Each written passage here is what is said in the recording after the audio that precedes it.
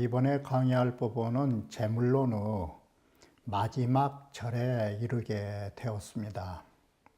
자, 소요유에서도 그러하듯이 제물론 역시도 첫 부분과 끝 부분이 상통하고 있는 것입니다. 이를 수미상관법이라고 말하는 것입니다. 첫 부분의 머리 부분과 꼬리의 부분이 서로 일관되어 있는 것입니다. 이러한 의미를 이해하시려면 앞서 소요유에서 말했듯이 소요유라고 하는 것이 대붕의 큰 붕조가 구만리장천을 거침없이 날아가는 것으로 붕조의 소요유를 말한 것으로 시작해서 그 끝부분은 뭘로 이루어지고 있느냐? 지인 무기의 경지를, 지극한 사람은 몸이 없다라는 경지를 광막지야, 드넓은 들녘, 무하유지향, 그 어떤 것도 있지 않는 장소, 거기에서 한가로이 논인 거라고 말했던 것입니다. 이처럼 무기라는 두 글자를 소요유의 마지막 부분에서 어떻게 썼느냐? 광막한 들녘, 그 어떤 것도 걸림이 없는 장소, 무하유지향, 그 어떤 것도 없는 세계를 지향했던 것입니다. 그러면 제물론의 첫 부분은 뭘 말했느냐? 남곽자기의 상하로부터 시작한 것입니다. 내 몸을 놓아버린 자리로 시작했던 것입니다. 그리고 끝부분은 장주인지 호랑나비인지 그 어떤 것도 없는 물화, 모든 만물이 하나로 동화하는 세계로 끝을 맺고 있는 것입니다. 이것이 도가에서 말하는 최고의 경지를 물화라고 하는 것입니다. 그러면 자, 소요유의 지극한 사람의 무기가 제물론으로 오면 상하가 되는 것입니다.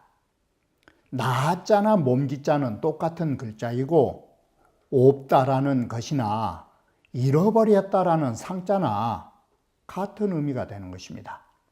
그러면 소요유에서의 무기 세계가 남곽자기에 오면 상하가 되는 것입니다. 그 상하의 경지는 지인 무기인데, 그러니까 남곽자기는 지인을 대변하고 있는 것이고 상하는 무기 개념인데, 이것이 자, 소요유를 보시면 어떤 것도 없는 세계라면 그 자리에가 장주라는 것이 있고 호랑나비라고 하는 것이 있다면 그것이 어떤 것도 없는 세계일까? 분명히 장주와 호랑나비는 주관과 객관이라고 하는 것이 남아있는 것입니다. 그러면 그것이 무하유지향이라 할 수 있을까? 소요유에서 말했던 것처럼 그 어떤 것도 없는 고리라는 것은 주관의 세계도 없고 객관의 세계도 없는 것입니다. 주관과 객관이 없는 세계를 다른 말로 하면 물아양망, 물이라는 객관도 나라고 하는 자하도 모두 다 망각한 세계를 말하는 것입니다. 이게 물하의 세계인 것입니다. 그렇기 때문에 소요유에서의 지인무기나 남곽자기의 상하는 나라는 것이 없다 보니까 장주라는 것도 없고 호랑나비라고 하는 객관세계도 없는 이 두 가지의 존재가 모두 다 사라져버린 하나가 된 경지를 재물론에서 끝맺고 있는 것입니다. 바로 이런 부분을 원문에서 다시 우리 한번 살펴볼 부분이 있을 것입니다. 자, 이렇게 보면 장주가 호전몽이라고 우리는 하죠.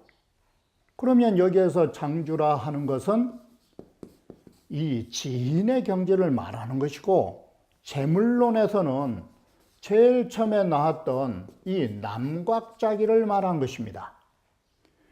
호접의 꿈을 꿨다라는 이 호접은 분명히 객관적 존재라고 볼 수 있는 것입니다. 그런데 호랑나비인지 장주인지를 모르는 것, 호랑나비와 장주가 두 개이냐 하나에 따라서 달라지는 것입니다. 장주라는 것이 없어버리니까, 즉 나라고 하는 것이 장자인데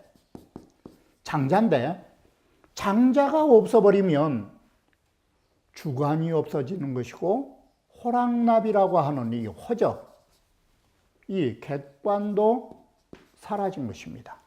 내가 없는데 어떻게 물이 있을 수 있냐라는 것입니다.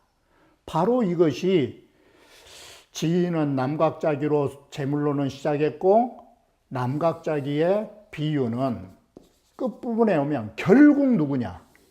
장자 자신이 되는 것입니다. 이것이 소요유에 있어서도,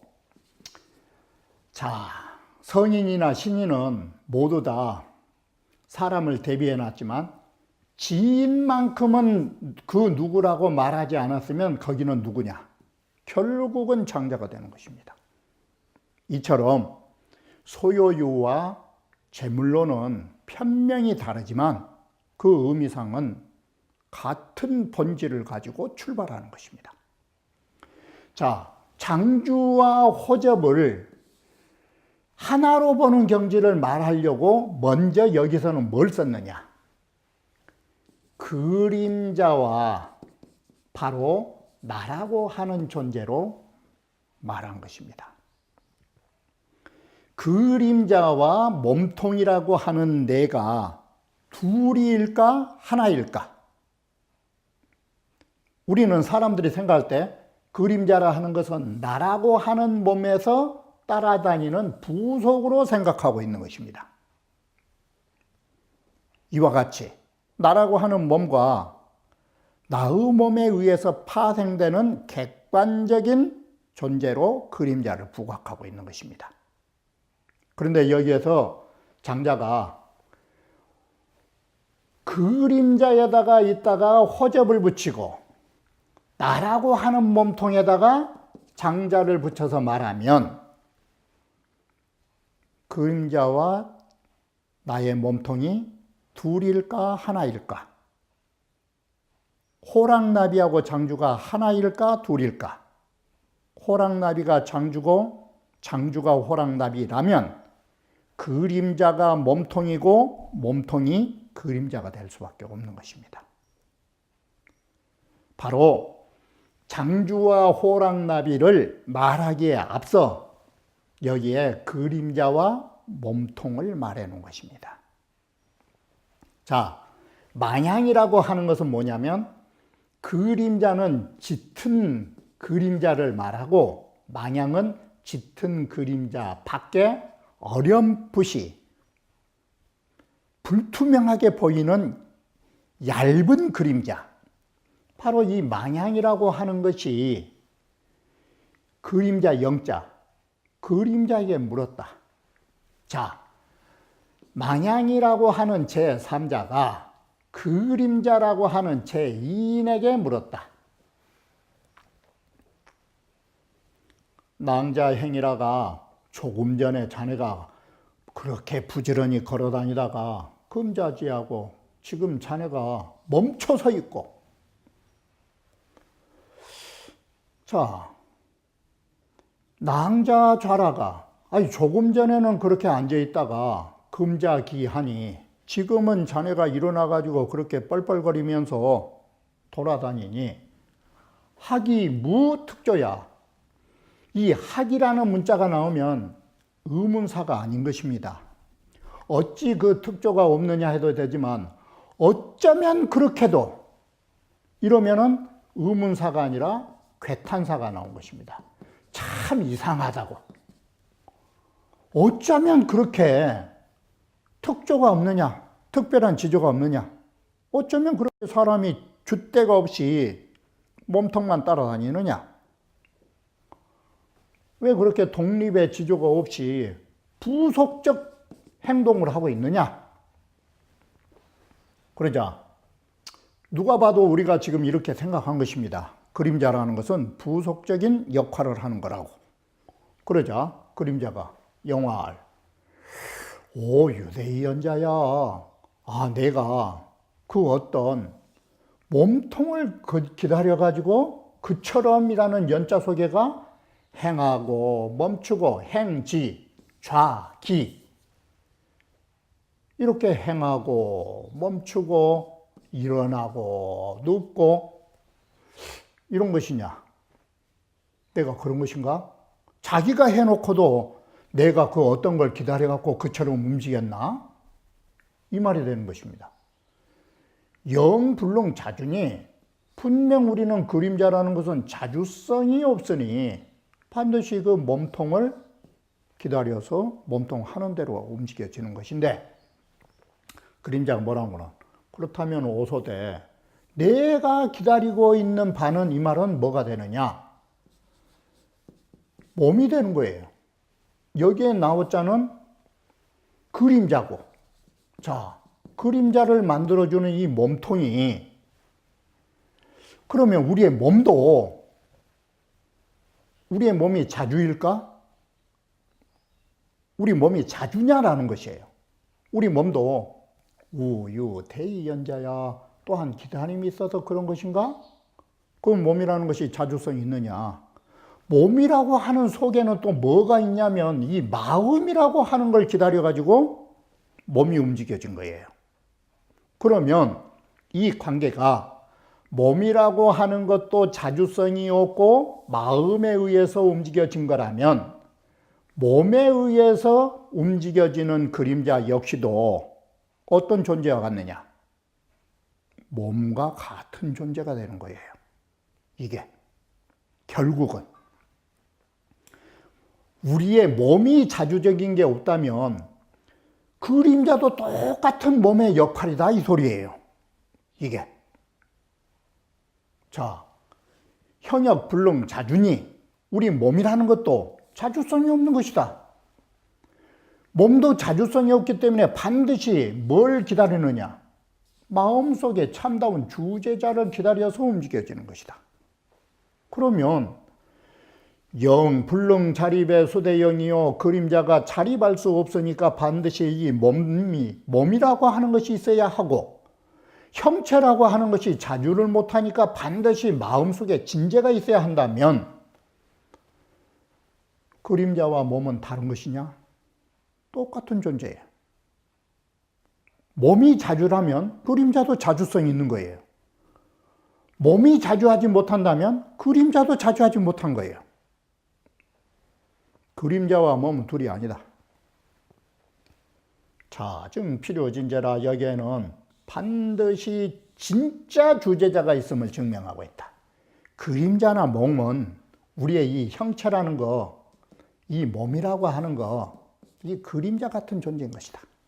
이게 오대, 내가 기다리는 몸, 오지 소대, 내가 기다리는 이 몸통이라고 하는 거, 어떻게 보면 몸통도 어때요?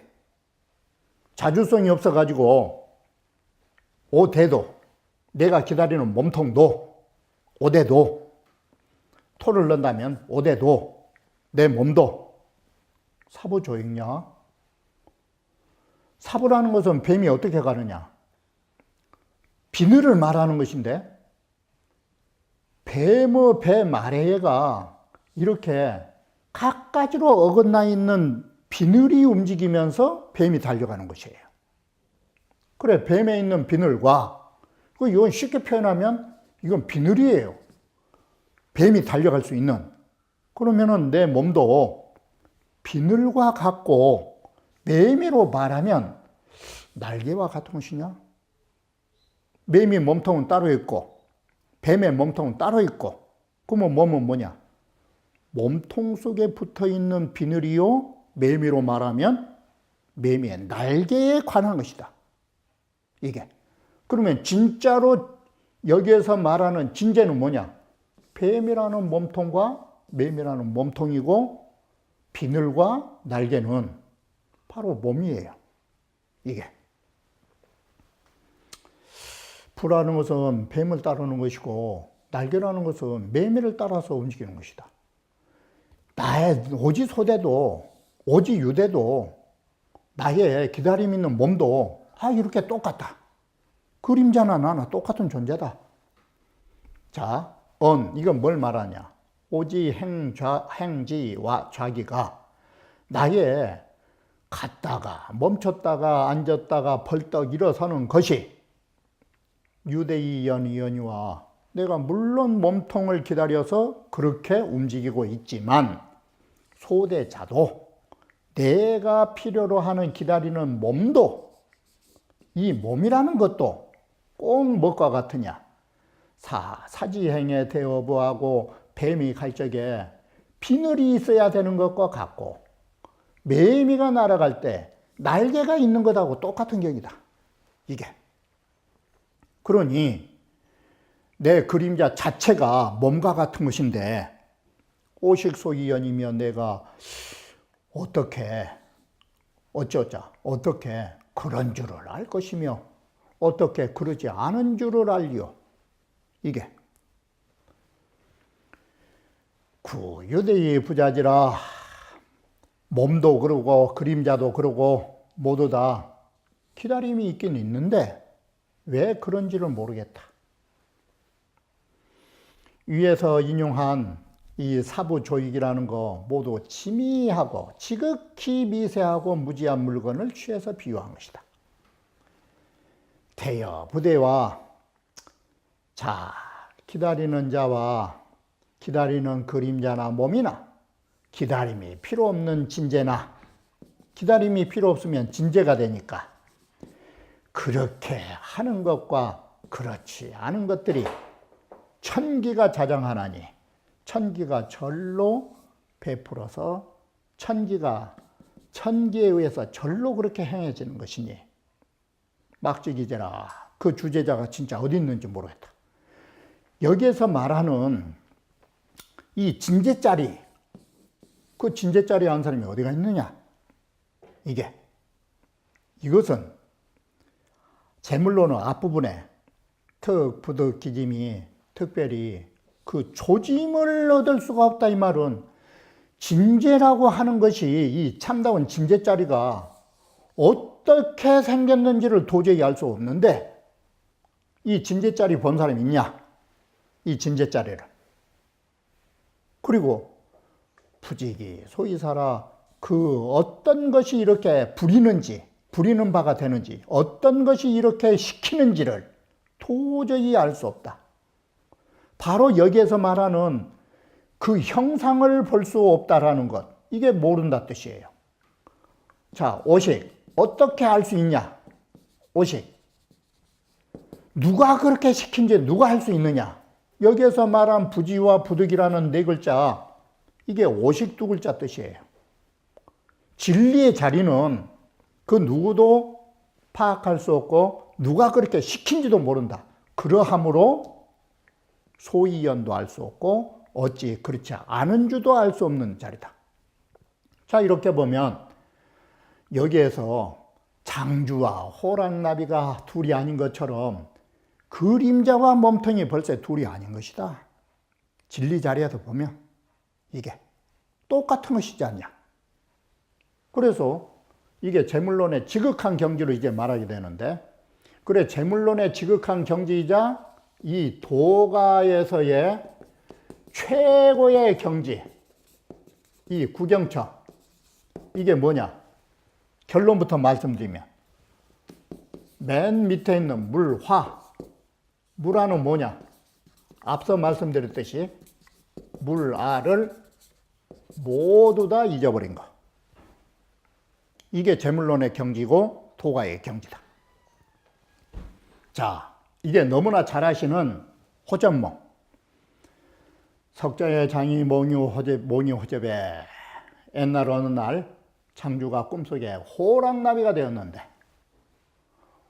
호호연 호접자라 너울너울 나풀나풀 정말 기분 좋게 호를 날아가는 한 마리 호랑나비였다.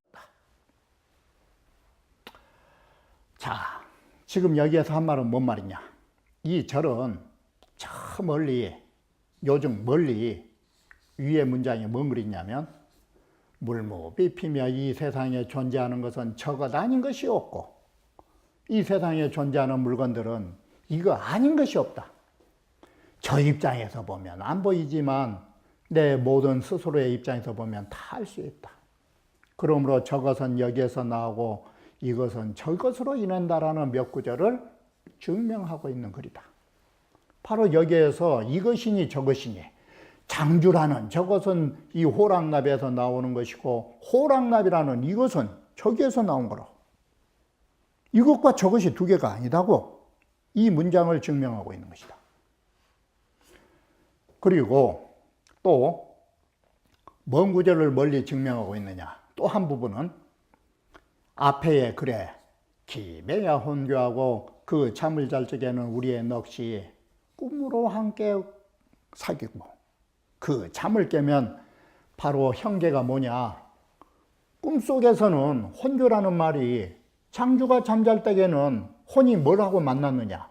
호랑나비하고 만나고 잠을 깨고 보니까 기교약 잠 깨고 보니까 장주의 몸뚱아리가 다시 장주의 모습 그대로 보이더라. 그 구절을 증명하고 있는 것이다. 가깝게는 뭐냐? 방금 위에 글을 보면 차유 대교 이후에 지착이 대목냐라고 잠을 크게 한번 깨어가가지고 대교가 크게 잠을 깨야 대가 큰 깨달음을 가진 자가 된다. 잠 깬 자가 크게 깨달음을 가진 자다.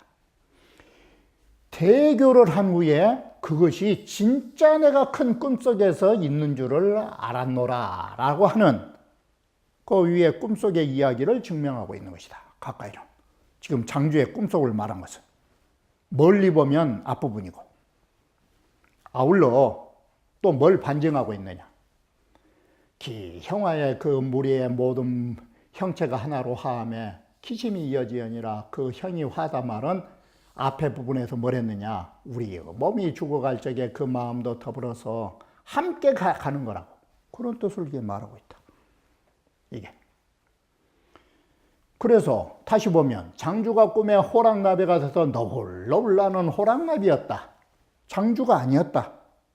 그래 자유적지하여 부지주야러니 스스로 장주인 줄 깨닫고 마음에 자적하여 장주인 줄을 몰랐다고. 그런데 지금 이 구절이 일설에 의하면 이것은 경문이 아니라 일종의 자주이거나 주석을 붙여놓은 걸로 본 것입니다. 스스로 마음이 맞아갖고 장주인 줄 몰랐다라는 구절은 이 구절을 해석한 것입니다. 다시 노을노을 날 적에는 호랑나비처럼 되어가지고 기분이 좋아서 장주인 줄은 몰랐다라는 뜻이지 이 구절이 없어도 앞에 거라고 연결된 것이 훨씬 나은 것입니다. 그래 노을노을 호랑나비였다. 그러다가 아연교에 잠깐 그 뒤에 잠을 깼더니 이 소리예요. 그러면 이 구절을 호호연은 뭐였느냐? 차유적지여의 부지주를 말하고 있다. 이렇게 주석을 보면 훨씬 문장은 간명하고 군더더기가 없어요. 그런데 그렇게 볼 수도 있고 그냥 읽어주면 차유적지여야 부지주야 러니 아연교에 잠깐 후에 잠을 깼더니 이 말이 잠을 깨갖고 장주의 몸이 떡 보이니까 호랑나비가 날 때는 너울너울했는데 장주가 잠을 깼더니 이게 뭐냐? 뻣뻣한 장주예요. 우리의 뻣뻣한 손발로 춤출 수 있느냐? 나비처럼. 나비처럼 나비를 내라 하듯이 이 나비일 수가 있느냐? 그냥 뻣뻣한 하나의 몸통 있는 장주더라. 잠을 깼더니. 자, 부지켜라 모르겠다. 지금 장주의 꿈속에서 호랑나비가 된 것인지, 내 꿈속에서 내가 호랑나비 꿈을 꾼 것인지, 지금 내 몸이 호랑나비 꿈속에서 지금 장주가 있는 것인지, 근데 이건 모르겠다. 내가 꿈꿨듯이 호랑나비 꿈속에 내가 지금 화신으로 나온 거 아니에요? 이 소리예요. 호랑나비의 꿈속에 장주가 화신으로 이거 나온 거 아니냐고. 응? 장주의 꿈속에 화신으로 호랑나비가 나온 것인지, 호랑나비라고 하는 주체 속에서 장주가 화신으로 나온 것인지, 나 이거 모르겠다. 부지켜라. 자, 주여 호접은 즉필유부느니 이 말이 뭔 뜻이냐? 장주라고 하는 사람과 호접이라고 하는 이 곤충, 물건, 사람과 만물이라고 하는 차원에서 보면 장주는 인간이요 호접은 곤충이란 측면에서 보면 반드시 이것은 구분이 있다. 같은 물건이 아니다. 이 상형으로 논지면 일정한 형체라는 것이 인간이라는 것과 곤충이라는 모습으로 논할라 치면 필요분별 연이와 반드시 이것은 인간하고 일종의 곤충하고는 차이점이 있지만, 내금 이 몽환으로 간지면, 이에 몽환의 세계라고 하는 꿈속이라는 걸로 살펴보면, 와, 상이 불능잡였냐, 또한 어찌 또한 서로 이것도 되고 저것도 되고, 그래가지고 상이 호랑나비가 장주되고 장주가 호랑나비 되고 이렇게 서로 교환하면서 불능잡여, 능히 스스로 구별이 없는 거, 이거 아니냐? 구별이 없이 서로 이렇게 이 글을 거꾸로 새기면 더 쉽죠. 능히 서로 구별이 없이 서로 번갈아가며 되는 물건이 아니냐? 자, 이걸 무라라고 한다. 이것을 모든 사람과 만물이 하나로 변해버리는 자리라고 말하는 것이다. 이게 무라라는 것, 장주라는 것을 호랑나비하고 차별을 두지 않으니까 이게 물로 모든 만물과 하나가 된 자리다. 자, 주가 이접이요, 장주가 호접되고 호접이 장주되는 것. 그러면 이건 뭐냐? 이 세상에 다시는 참물 피물의 자체가 없다. 이 물건 저 물건, 장주니 호랑나비니 이런 형체의 자체의 구분이 없는 것이다. 그러면 이것이 전부 다 피아가 없는 자리가, 즉 주관과 세계와, 이 주관의 세계와 객관의 세계가 없으면 그 자리는 뭔 자리냐? 귀여화이라 천지 조화로 귀결될 뿐이다. 우리는 천지 조화라는 한 자리에서 보면 둘이 아니다. 대종사에도 이런 말이 있다. 차여, 너의 꿈에 한 마리 새가 되어 여호천하고 하늘까지 저 홀을 날아가고, 또 한 번은 꿈속에 내가 물고기가 되어서 연못 속 깊이 들어서 헤엄을 치고 다니나니 알 수 없다. 지금 내가 이렇게, 내가 조금 전에 새가 돼갖고 하늘 가고, 내가 조금 전에 물고기가 돼갖고 연못 속에 깊이 내가 참 헤엄치고 놀고 왔다고, 이처럼 지금 꿈 이야기를 하는 내가 기교자야, 내가 잠을 깨갖고 지금 한 소린가? 아니면 내가 지금 꿈속에서 지금도 헤매고 꿈 이야기하고 있는가? 꿈속에서 꿈 이야기하고 있는가? 자, 이렇게 보면 장자의 사상에는 바로 뒤에도 나온 바와 같이 한 마리 새가 되어서 하늘 끝같이 노을 날아간 것이나, 한 마리 물고기가 되어서 물속에서 유유자적이 헤엄치는 것이나, 그렇다면 창주가 물고기인지 한 마리 새인지 아니면 호랑나비인지 천지의 조화 속에서 보면 자 어떻게 될까? 우리 쉬운 표현으로 우리의 눈으로 보면 창주의 목숨과 새의 목숨과 물고기의 목숨과 호랑나비의 목숨 그리고 그 모습이 다 다르지만 하늘의 입장에서 보면 뭐랄까? 똑같은 생명체인 거예요. 하나의 생명체와 같은 거예요.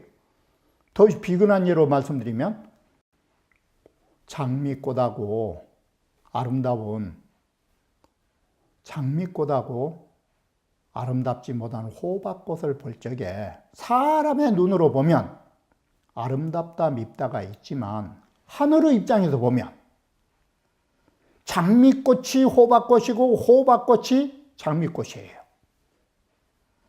거기에 장미꽃과 호박꽃이 있을 수 있을까? 천지의 조화 속에서 보면 하나의 꽃일 뿐이지. 이게 바로 이처럼 조화라고 하는 거.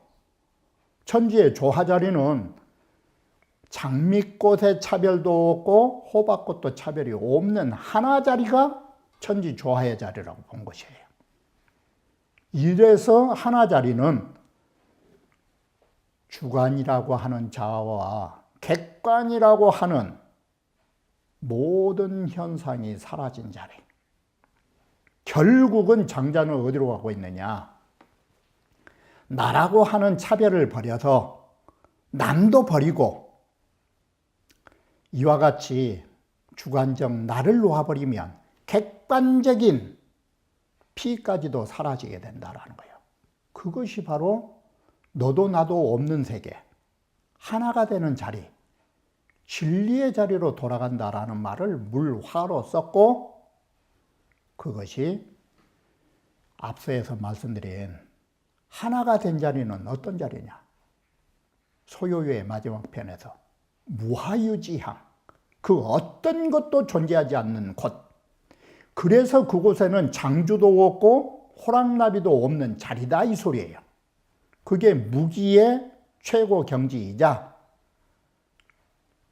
재물론에서 말하는 남각자기의 상하의 최고 경지. 그 경지의 자리가 소요유에서는 무하유지향, 재물론에서는 물화, 모든 물건의 하나의 조화처. 이와 같이 소요유와 재물론의 핵심의 종지는 조금도 다르지 않다라는 것입니다. 장자가 수많은 말씀을 하셨지만 종지에서 벗어남이 없다라는 것을 우리는 소요유와 재물론의 첫 부분과 끝 부분을 통해서 다시 한번 확인할 수 있는 것입니다. 그러면 다음 강좌에서 다시 말씀드리기로 하겠습니다.